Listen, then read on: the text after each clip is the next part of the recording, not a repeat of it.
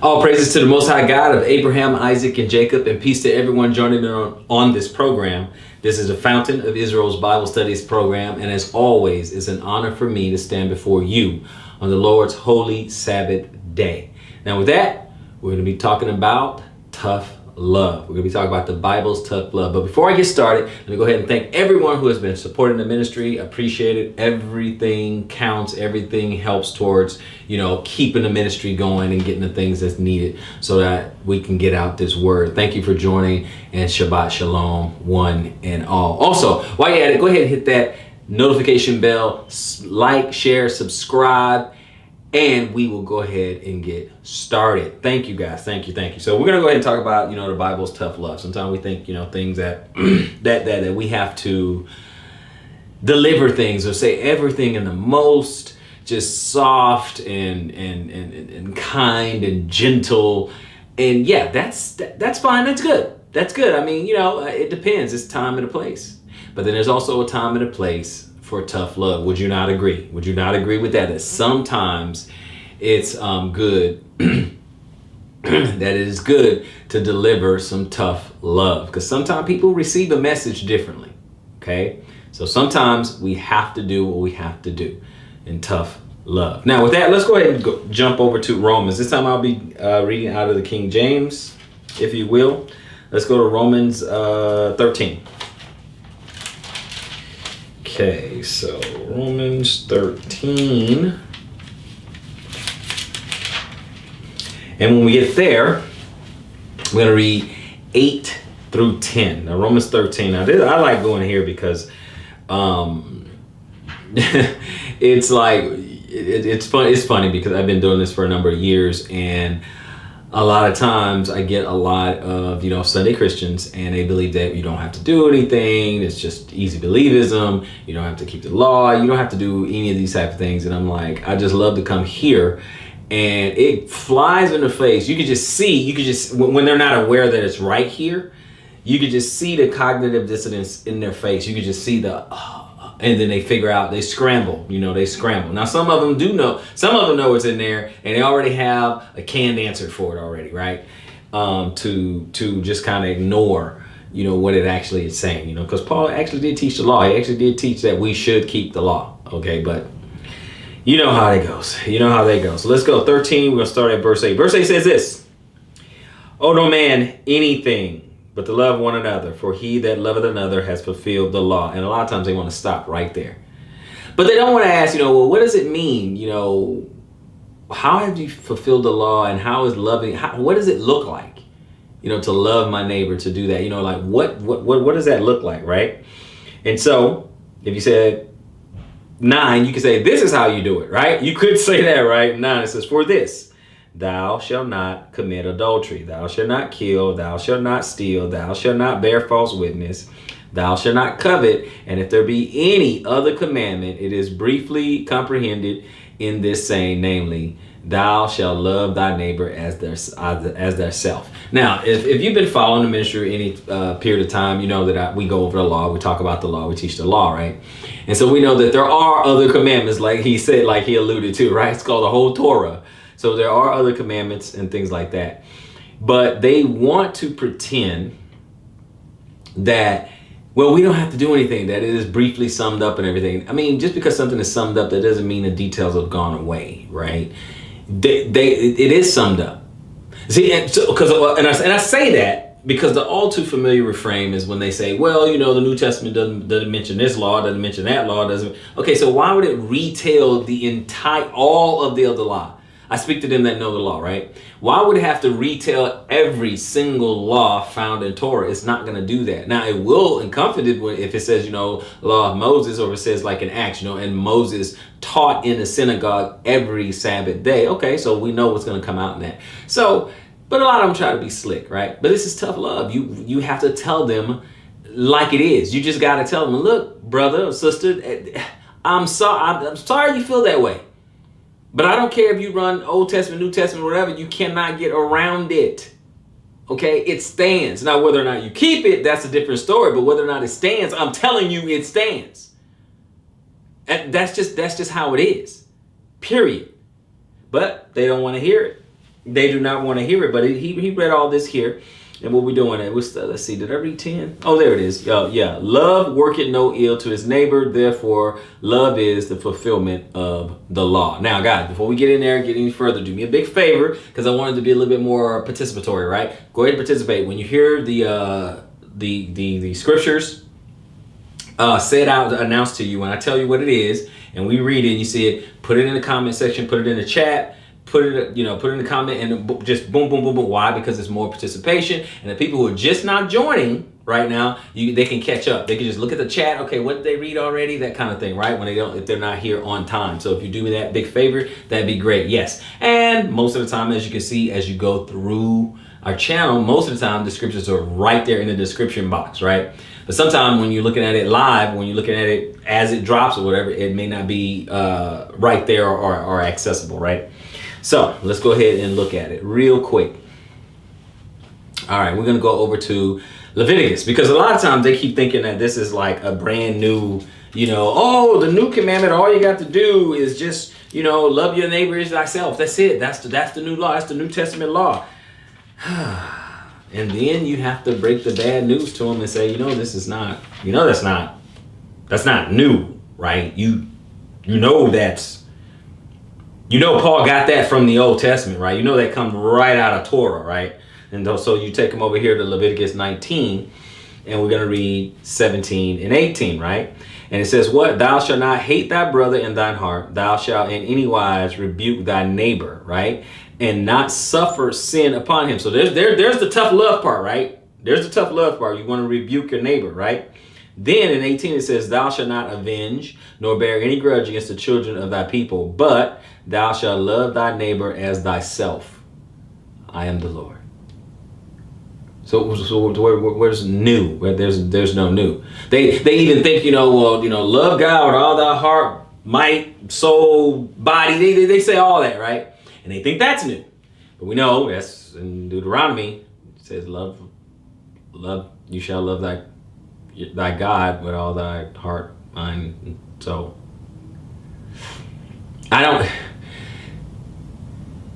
Tough love.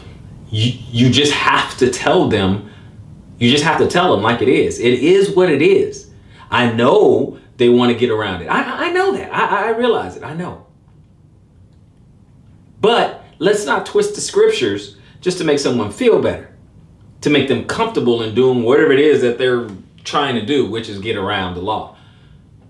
It's just tough love.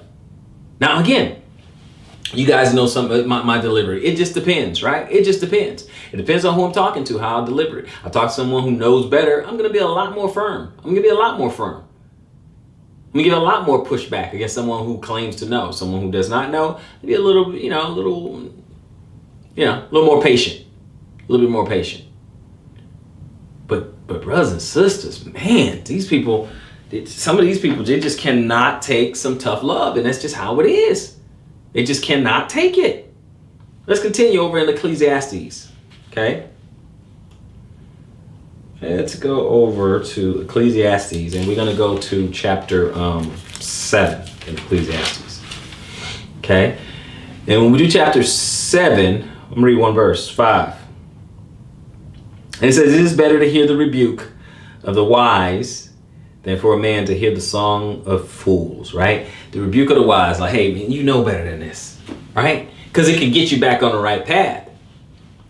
It can set you straight. It can put your feet on solid ground. That's the difference. The song of fools, I have you keep doing what you are doing. Will have you continue in delusion. You think you're right, or you think you have something. No. If you're wrong, if you're high, haughty, you exalted yourself and you think you got it all figured out. No. Over the years, yeah, there's been certain things or certain doctrines that, I thought I had it. I was like, yeah, okay, it's this, it's that. And then upon further review, I'm like, oh, okay, got it. I even have a lesson on this channel. I call it upon further review. Okay, something that scriptures or something that have been taken out of context, or doctrines that, are wrong, backwards, little things that we think we know, think we have figured out, and then upon further review, it may be something a little bit different. To be corrected. It's really that simple. Now, if I'm talking to a peer, someone wants to come talk to me, then, it's more of a, come let us reason together. If you talk to someone else who don't quite, they're not quite as learned in the scriptures, then, it's going to be, an open rebuke. But, if they have this arrogant, haughty spirit, it's going to be an open rebuke. It's going to be tough love. It's going to be like, okay, look, you say it's X, Y, Z with an explain ABC. It's, it's really that simple, right? Let's go over to Psalm 141.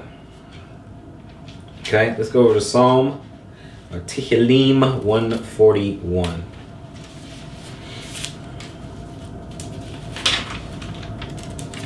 Okay, and when we get there, we're going to read 4 and 5. 141, we're going to read 4 and 5. Okay, it says what? Incline not thy heart to any evil thing, to practice wicked works with men that work iniquity.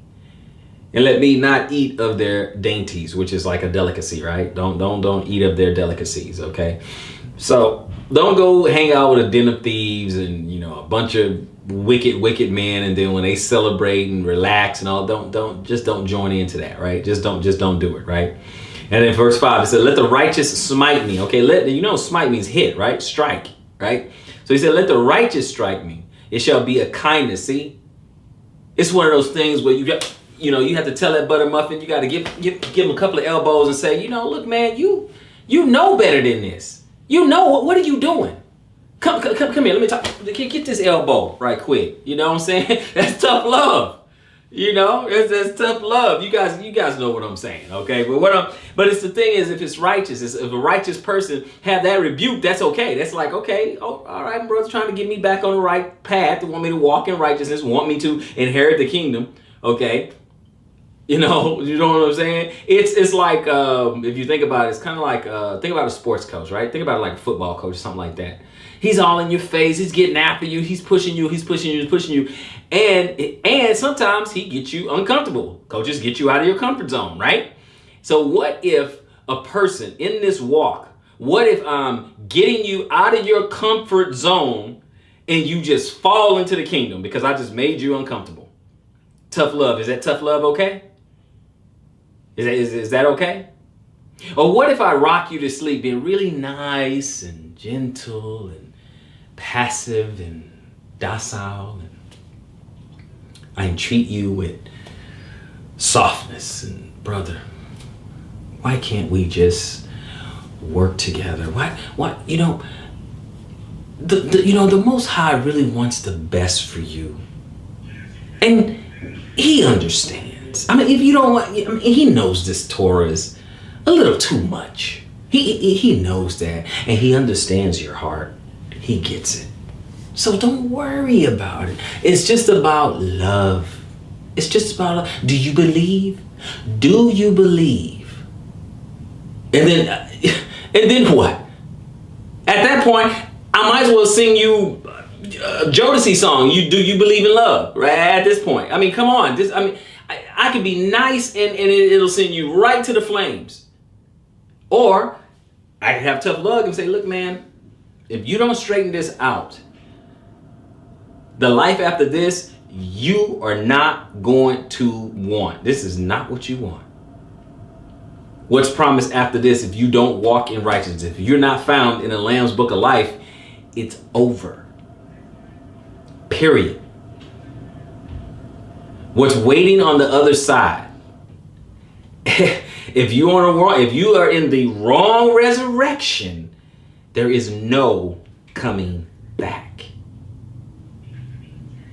Tough love. Let's continue, brothers and sisters. Let's go to 2 Timothy. Let's go to 2 Timothy. 2 Timothy 4. That's first. Let's go to 2 Timothy. And we're going to go to chapter 4. And we're going to read the first 4 verses, chapter 4. Okay? 2 Timothy 4, starting at 1. I charge thee, therefore, before God and the Lord Jesus Christ, who shall judge the quick and the dead at his appearing and his kingdom. Preach the word, be instant in season, out of season, reprove, rebuke, exhort, with all long suffering and doctrine. For the time will come when they will not endure sound doctrine, but after their own lusts shall they heap to themselves teachers having itching ears. And they shall turn away their ears from the truth, and shall be turned unto fables, turned unto stories, turned unto lies, turned unto myths, turned unto fantasies. Tell me what I want to hear, basically. That's what's going to happen. And it has already happened. It's been happening for years. It's happened then at the time of this writing. It happened in the past, say unto us smooth things, tell us lies, prophesy unto us lies. It's been happening since the beginning, and it is still happening right now. You tell someone, people rather hear a sweet lie than a hard truth. They don't want this tough love. It's too much. Even right now, we think in this country we have freedom of speech, and we really don't, because you can be banned, you can be canceled, anything. And harshly enough, you can be put in jail for saying too much of the wrong thing. Guys, there's something to be said about tough love, just being told what it is and let the chips fall where they may. Now, am I saying that you should always go out and be belligerent and curse somebody out and all that? I'm not saying that. I'm not necessarily, I'm not. Okay, it's not that. Will you win some like that? Sure, you get a couple people. You get a couple people like that. So I'm not saying that you got to be militant and you got to be spitting hellfire and brimstone and all that. You don't have to do that. But I'm also not saying that you got to be, soft-spoken and, this smiling Joel Osteen type of, delivery. You don't have to be that either. But sometimes to everything there is a season. And sometimes we have to deliver tough love. Let's continue. Deuteronomy 22. Let's look at something here real quick. Deuteronomy. Join me in Deuteronomy 22.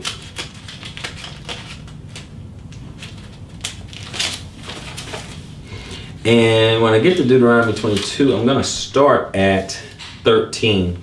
22, we're going to go 13 to 21. So want to help me out there. Deuteronomy 22, 13 to 21. 13 says this: if any man take a wife and go in unto her and hate her, right, and he upset, right, for whatever reason, and give occasion of speech against her, and bring up an evil name upon her, and say, I took this woman, and when I came to her, I found her not a maid, or found her not a virgin, right? She's not pure, she's not all that, right?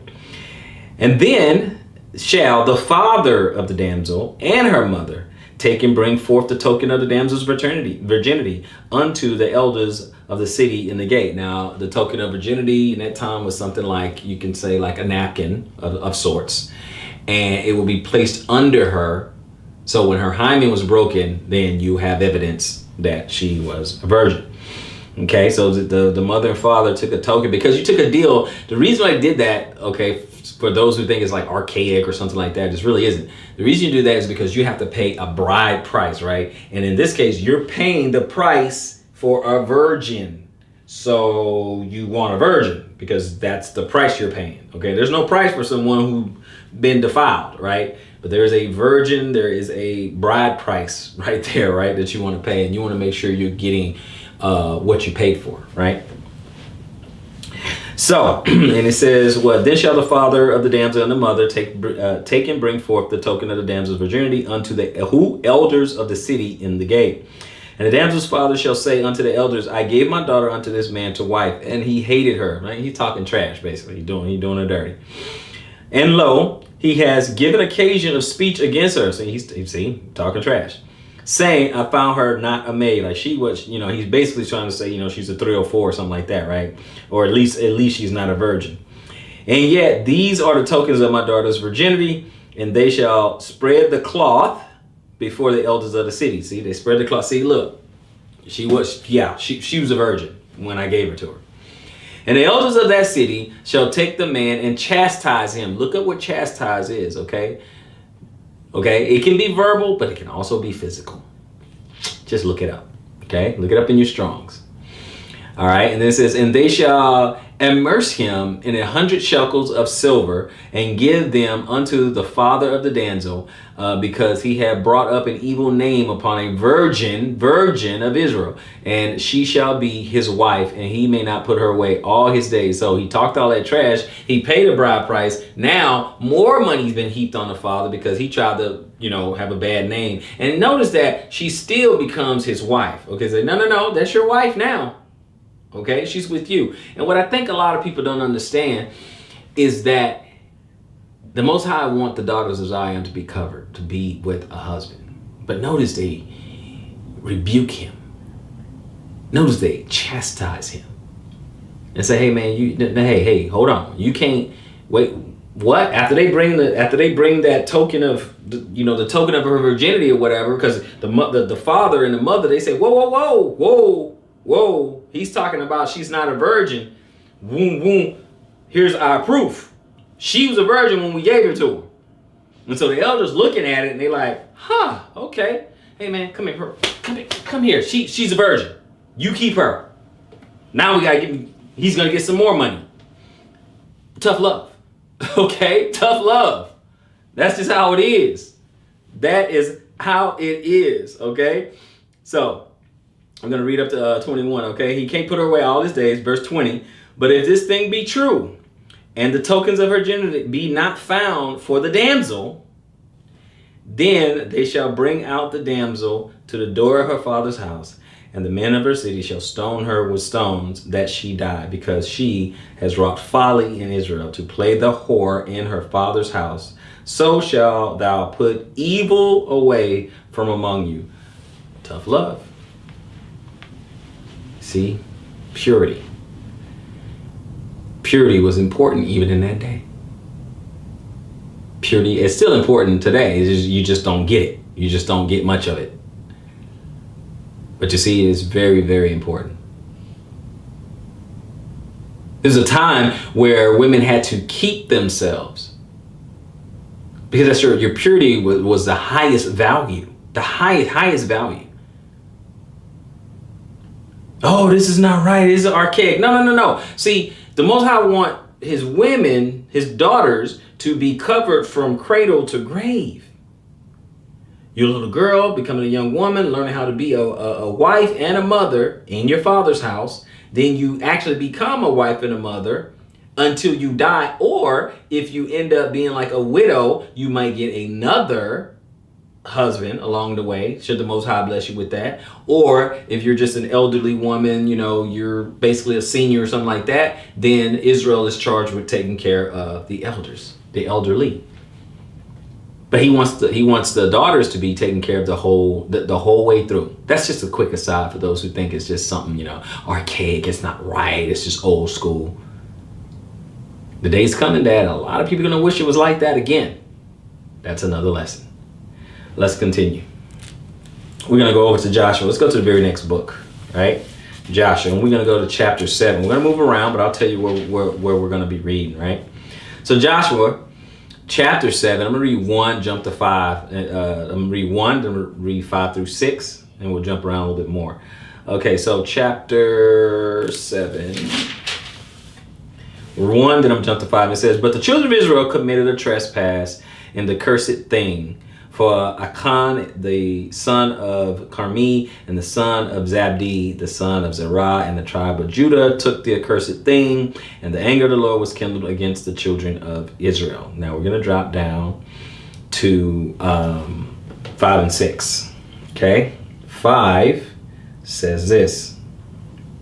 And the men of Ai smote of them about 36 men.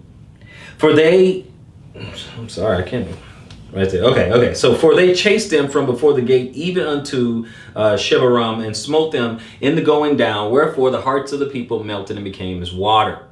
And Joshua rent his clothes and fell to the earth upon his face before the ark of the Lord until the eventide. Even he and the elders of Israel, and put dust upon their faces. They was upset, they were vexed, they were anguished, sorrowful, they were upset. Okay, it's just a simple way to upset. So we just read 5 and 6. We're going to drop down to 10 through 12. 10 says this. And the Lord said unto Joshua, get thee up, wherefore liest thou thus upon thy face? Like, why are you doing that, right?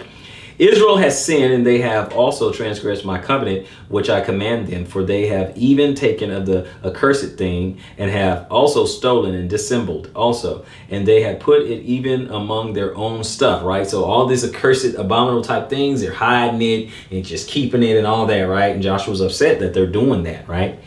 So we're going to read 12. It said, therefore the children of Israel could not stand before their enemies, but turned their backs before their enemies, because they were accursed. Neither will I be with you anymore, except ye destroy the accursed from among you, right? So you're going to lose these battles. Joshua, I'm just telling you, y'all going to lose. I'm not going to be with you. I'm not going to help you fight your battles or whatever. As long as you got that accursed thing with you, I'm not going to be with you. Make a choice, me or the accursed thing, right? So that's basically what he's doing. Tough love. We're going to drop down to 19. We're going to go 19 to 26. So 19, it says this.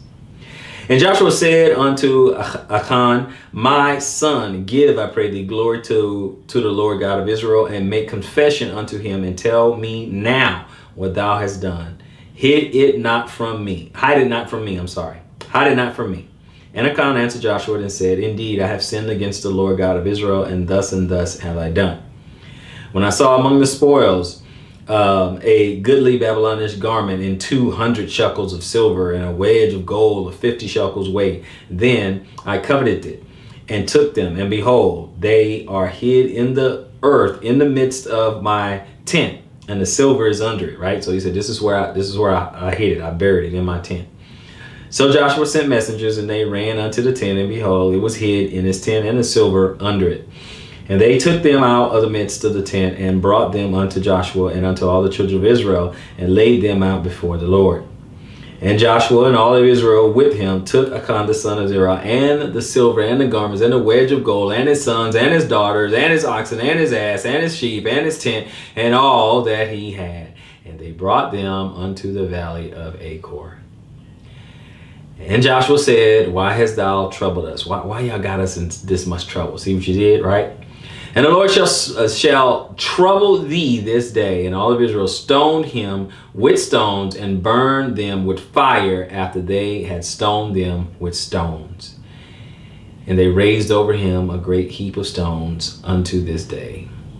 So the Lord turned from the fierceness of his anger, wherefore the name of that place was called the Valley of Achor unto this day. Tough love, right? You know, he got a little greedy. He saw what he wanted, because, Israel was getting in a lot of trouble. He brought trouble onto Israel because of that. He wanted to loot what he found. He wanted to take the loot, basically. He wanted to take the loot, and he did, and he hid it, and everything went bad for them all the time. And then so the Lord spoke to Joshua and said, look, this is the reason why I'm not with you. This is the reason why I'm not dealing with you. And they put evil from among them. Now that's tough love, right? This guy had to die, him and his family, and get burnt all up. You see how it's important. This is tough, brothers and sisters. This is really, really, really tough. It really is. You see? You see how what someone else does can get you caught up. So what someone else does can get you in trouble. The company that you keep. You see? You see how when we read before, don't, be celebrating with evil men and participate in their dainties and all that. Don't do that. You see that?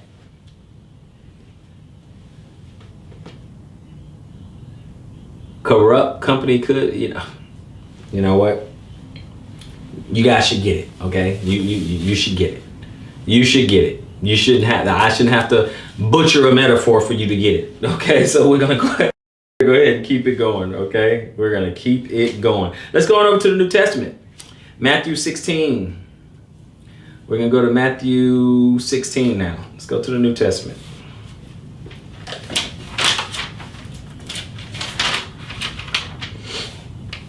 And when we get to Matthew 16, we want to start in 21 to 24. Matthew 16, 21 to 24. 21 says this.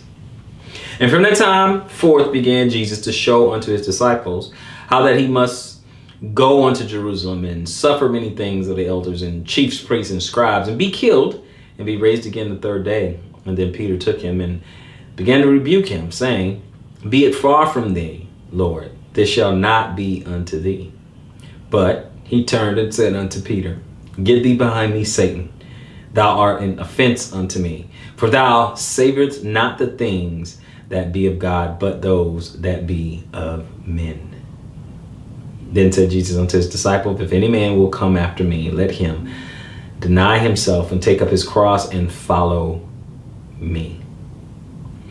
So Peter went to rebuke or correct the Most High, or Messiah, the Mashiach, and ended up being rebuked or corrected himself. He was wrong. He wasn't aware of the mission. You see, when Christ came that first time, they thought that he was coming to restore Israel. Come, be their king, restore Israel, good to go. And that's why they didn't want to see him leave.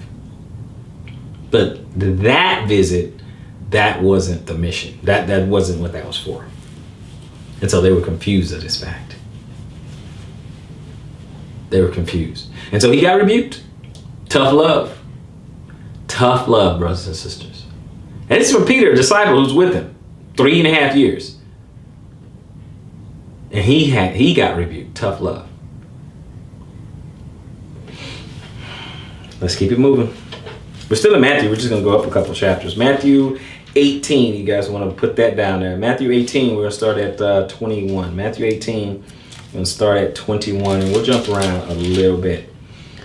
All right. I'm going to actually back up on one. But let's go. 21. We're going to do 21, 22. 21 says this.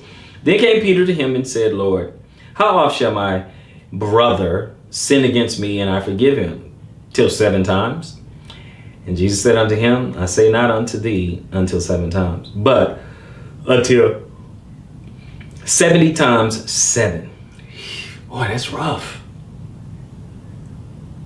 It's tough. That's tough love. That's a big order. That's a tall order, isn't it? That is a tall order. Forgive your brother 70, And a lot of times we do that with family, right? But we don't want to. We have the capacity to, but we don't want to.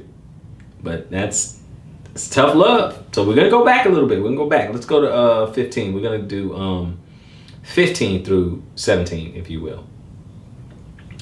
15 says this. Moreover, if thy brother shall trespass against thee, go and tell him his fault between thee and him alone. If he shall hear thee, thou hast gained thy brother.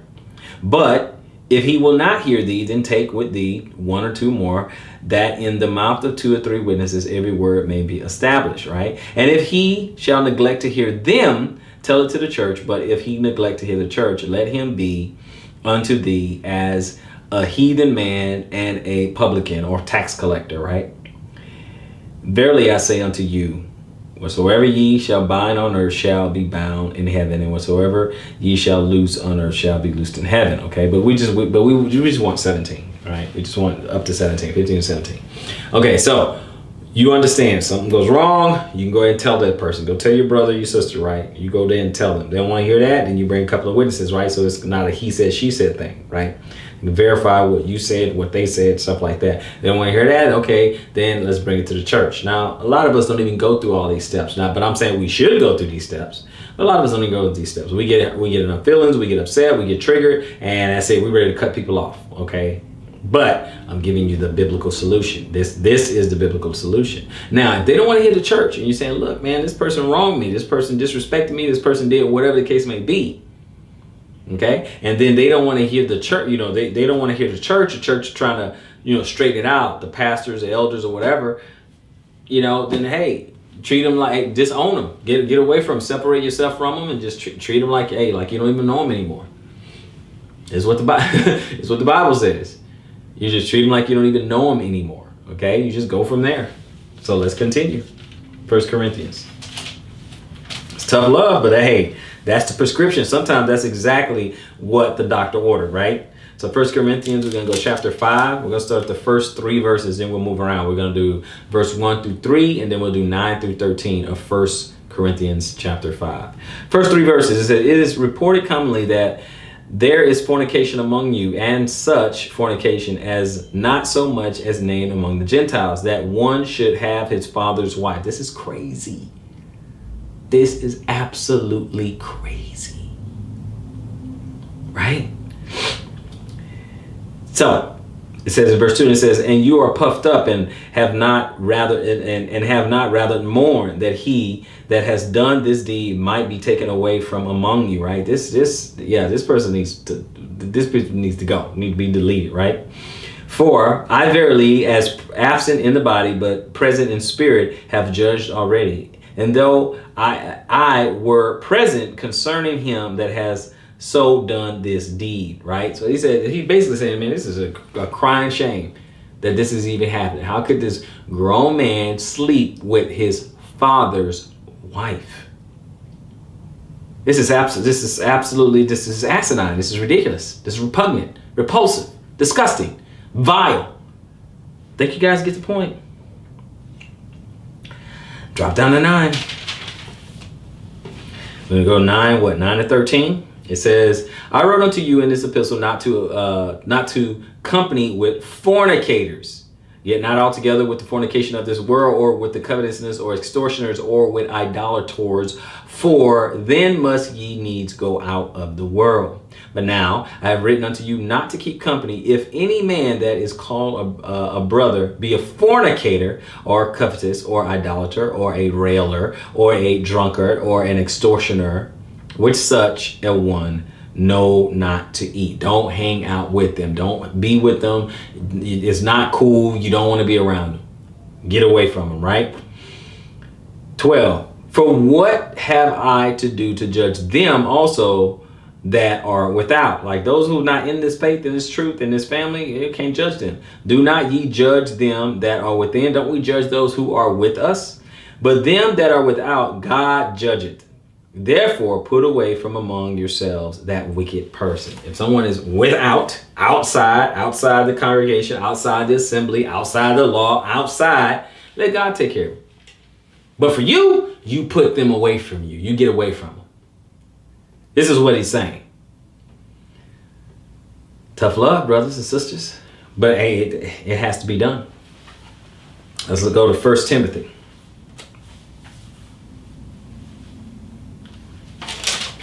And when we get to 1 Timothy, we're going to go to chapter 5. We're going to read 19 and 20. So 1 Timothy chapter 5, 19 and 20. And 19 says this: against an elder receive not an accusation, but before 2 or 3 witnesses. Them that sin rebuke before all, that others also may fear. Now what that means is that somebody mess up. Now, everybody else, they mess up. You got to let them know. You come out with it and be like, look, y'all messed up. This is what it is. Okay. Now, you talking about an elder, you got to have a little bit more respect, and you got to have some witnesses. You got to have a little bit more proof. You can't just go run off at the mouth, right? Because if you're wrong, then that's going to be on you. And you're going to have to answer to that, right? Touch not my anointed kind of thing. Okay, it kind of falls along those lines. So you want to be very, very, very careful before you go bringing forth a railing accusation against an elder or teacher or pastor or shepherd or whatever the title. Okay, So just keep that in mind. It's not that they're above reproach. It's just that you better be real sure. That's the point. Be very, very sure. Okay? But it's tough love. It is tough love. We're in 1 Timothy 5. We're going to go 1 Timothy. Let's back up to chapter 2. So we're in 2 Timothy actually. 2 Timothy chapter 2. And we're going to read 15 through 18. It says what? Study to show thyself approved unto God, a workman that needed not to be ashamed, rightly dividing the word of truth. But what he says, but shun profane and vain babblings, for they will increase unto more ungodliness. People out there talking crazy, don't really know what they're talking about. They're just saying stuff to say stuff, saying stuff to get hurt, be heard, saying stuff to get people to follow them, saying things just to influence others, is going to lead more and more and more to ungodliness. Vain babbling, just saying stuff that strokes people's ego and stuff like that. I know I have some teachings that rub people the wrong way, but the question is not whether or not I rub someone the wrong way. It's just that what I said, was it true? Was it thus says the Lord? That's really what it is, right? So that's really what we have to focus on. But those who want to just vain babbling, I mean, just vain babbling. I mean, just stay away from those people. If there's no substance to what they're saying, no gravitas, check the veracity of what they're saying. Is it true or not? Because self-love doesn't always come in a nice, sweet package. So is it true what they're saying or not? That is the question. Okay? So, 2 Timothy, we're going to go over to Romans. And somebody jot down Romans 16 and 16. We go to Romans. We're going to do 16 and 16. Romans 16 and 16. Let's see.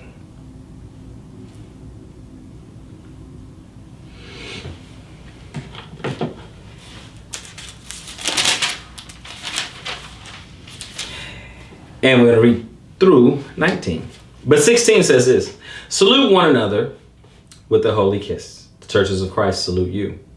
Now I beseech you, brethren, mark them which cause division and offenses contrary to the doctrine which ye have learned, and avoid them. For they that are such serve not our Lord Jesus Christ, but their own belly, and by good words and fair speeches deceive the hearts of the simple. For your obedience is come abroad unto all men, and I am glad therefore on your behalf. But yet I would have you wise unto that which is good, and simple concerning evil. Right? So you're just saying, hey, be careful, because I'm hearing some things, and he's just saying, hey, mark them which cause division and offenses contrary to the doctrine which ye have learned and avoided. So he said, just mark them, point out who the people are. This person did this or said that. That person did this or said that. Mark that person. It's you have to. Oh, I ain't gonna name names. Hey, sometimes you have to name names. Sometimes you have to name names. You have a bunch of false prophets or false teachers or anything like that. Sometimes you just have to call them on the carpet. You just have to call them on the carpet. It is what it is. See, brother, look. See, brothers and sisters, look. Let me just pause just for a moment, okay? On a reason. Let's just pause to note. We're gonna have to develop thicker skin. We are. Because the fight that we have in this world is dire. It's serious. It is our salvation that is on the line, and we're just playing games. We're trying to play nice. We have no sense of urgency. We're not getting, the gravity of the situation. Have you been outside your front door? Do you know what's going on in the world out there? You know what's going on? We have to man up and woman up. We have to get our acts together. We do. We have to get it together. We have to get on our purpose. We have to get on our grind. We have to get prepared for what is to come. Oh, he's just trying to scare. No, I'm just trying to shake you into reality of what's happening. Excuse me. It's getting real out there, brothers and sisters. It's getting real. There's a lot of things that are coming to pass and nobody's paying attention. Babylon is falling right now. A lot of things are moving behind the scenes. Things we don't know. Some things we do know that are hiding right in plain sight. And we're paying no attention. A reckoning is coming. What side of this war are you going to be on? What are you going to do? Or why are you not working out your own salvation with fear and trembling? Does that sound serious to you?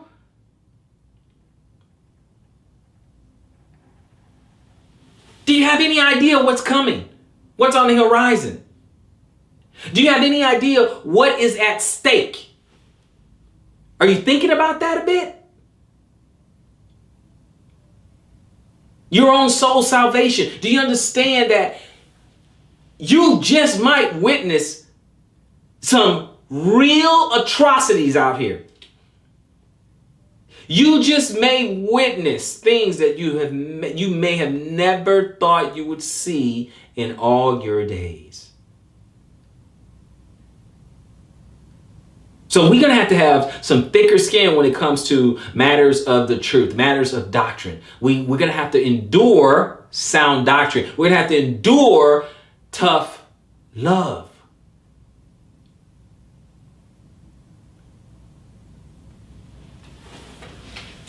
It's not going to always, each message is not going to always just be nicey. It's not. Some of it's going to be tough because there's a sense of urgency. Because it's real. It's serious. You have to be sober. I mean, what are we doing? Always be prepared. Being vigilant. Watchful.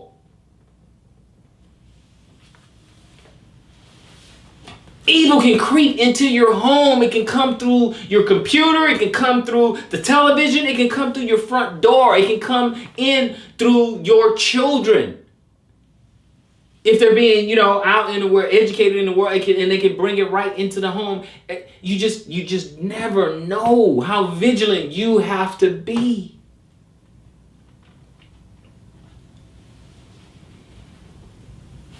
If you don't have the whole armor of God ready for this.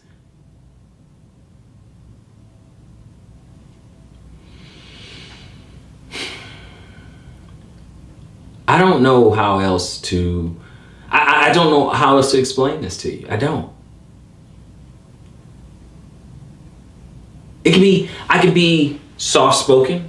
I could be loud and verbose. I could do all that. Be angry. I can have a heartbreak. Here's the question, not the delivery.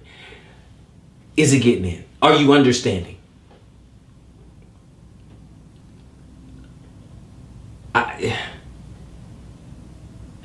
This has got to get through. How serious it is. Gentlemen, sisters, brothers.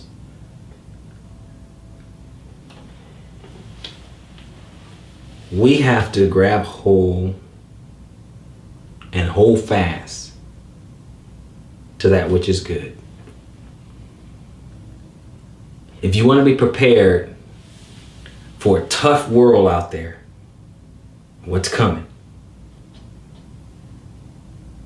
you need to hold fast to what's right in front of you, the book right in front of you. That's a blueprint. That is a map. He's giving you the game plan. You're going to read it. You're going to find out. You're going to look. Believe that and prepare yourself and position yourself. Let's read our last couple of places here. Let's go to Titus.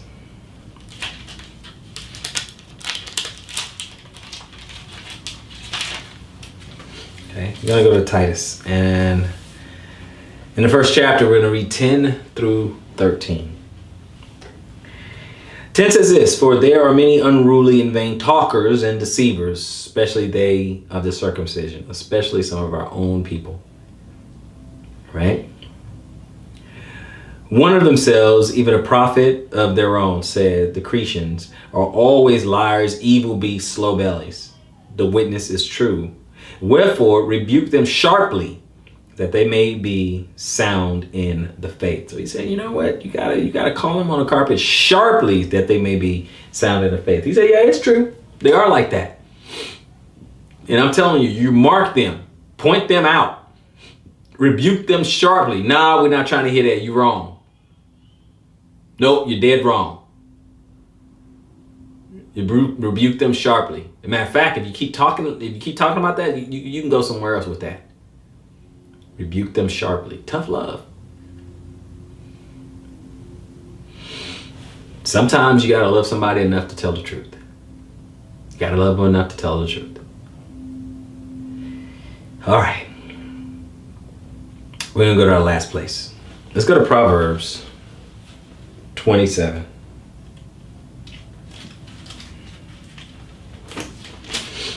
We're going to go to Proverbs 27.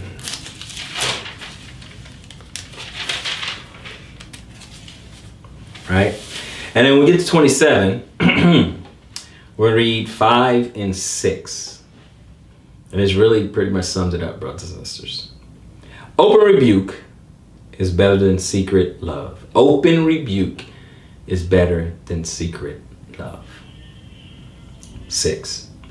Faithful are the wounds of a friend, but the kisses of an enemy are deceitful.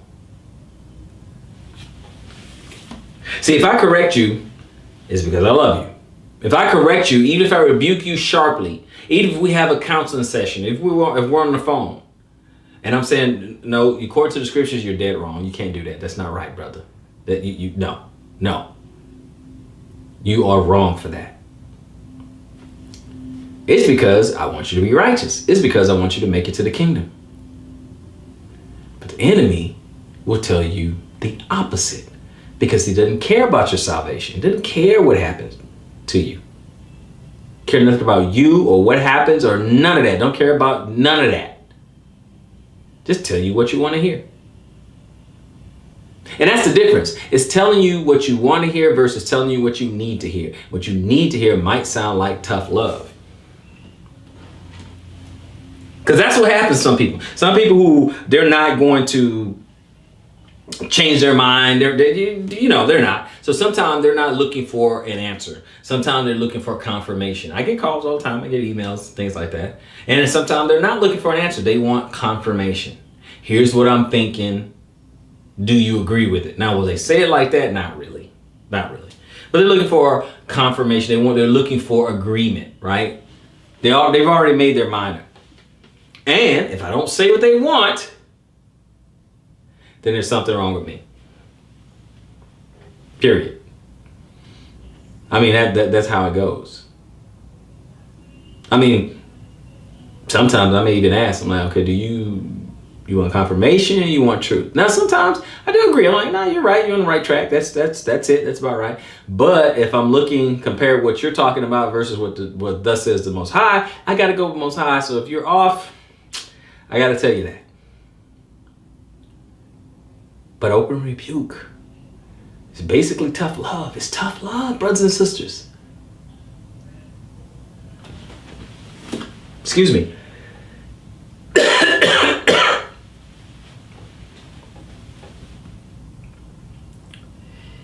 Brothers and sisters, I hope that many of you, somebody would get in this message. I hope that any of you would be edified by this particular message. And if so, if anyone can understand that tough love is sometimes necessary, just let me know. Put a 100 in the comment section. Put a 100 in. Let me just let me know. If sometimes tough love is warranted, sometimes tough love is needed. Just let me know. I would like to know. Thank all of you guys for participating in this, following along. Thank you for putting the scriptures down in there for me, stuff like that. Really not for me, but just really for those who are also listening, who join in and stuff like that. And sometimes it take them a little bit, to follow along, So thank you for that. Thank you for supporting the ministry. And thank you for allowing me to come into your home on the Sabbath day, or any other day that you may be watching it. But hopefully you get to watch it on the Sabbath day, of course. So until next time, brothers and sisters, Israel, search the scriptures and prove all things. Shalom, Israel.